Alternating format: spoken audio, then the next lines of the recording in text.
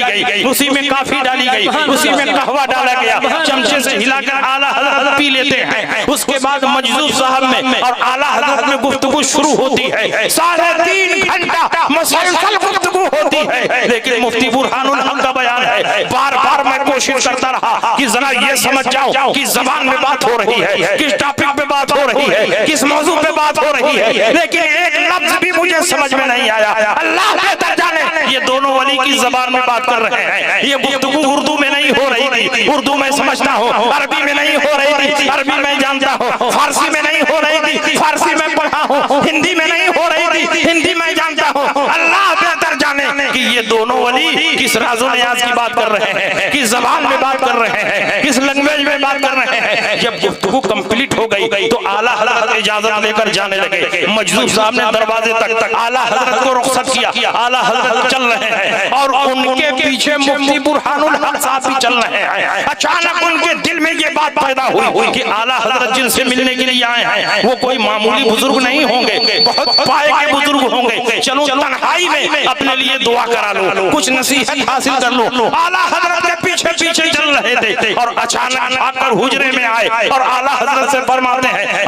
हुजरे में आए मजदूर साहब से फरमाते हैं, हुजूर मेरे लिए कुछ नसीहत फरमा दे। मजदूर साहब ने कहा कि तुम मुझसे नसीहत लेने आए हो? कहा हाँ हुजूर, आप ही से नसीहत लेने आया हो। कहा अगर तुम मुझसे नसीहत लेना चाहते हो तो मेरी पहली और आखिरी नसीहत ये है कि अभी जिनके पीछे पीछे चल रहे थे उन्हीं के कदम ब कदम चलते रहो, जन्नत में पहुंच जाओगे। इनका रास्ता जन्नत में ले जाने वाला रास्ता है। मसलक आला हजरत कोई नया मसलक नहीं, जन्नत में ले जाने वाले रास्ते का नाम मसलक आला हजरत। नारे तकबीर, नारे रिसालत, उलमाए अहले सुन्नत, नारे तकबीर, नारे रिसालत।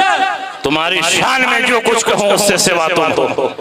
कसीमे जाने इरफा आयशा है अहमद रजा तुम हो। यहाँ आकर मिली नहरे शरीयत और तरीकत की है सीना मजमउल बहरैन, ऐसे रहनुमा तुम हो। तुम ही फैला रहे हो इल्मे हक अकनाफ आलम में, इमाम अहले सुन्नत नाइबे गौसुल वरा तुम हो। आला हजरत इमाम अहमद रजा के मसलक पर पूरी मजबूती के साथ कायम रहे। इस दौर में तमाम फितनों से, तमाम बदमज़हबों से, तमाम बातिल जमातों से जो मसलक हमें और आपको इम्तियाज अता कर रहा है, उसी मसलक का नाम मसलक आला हजरत है। मसलक आला हजरत पर पूरी मजबूती से कायम रहो। लहद में इसके रुख में शह का दाग लेके चले, अंधेरी रात सुनी थी, चिराग लेके चले, तेरे गुलामों का नक्शा कदम है राहे खुदा, वो क्या बहक सके जो ये सुराग लेके चले। बस इन्हीं बातों के साथ मैं आपके दरमियान से रुखसत हो रहा हूँ। जनाब असद इकबाल कल कतबी तशरीफ ला चुके हैं, इंशाअल्लाह दिल खोल कर ये सुनाएंगे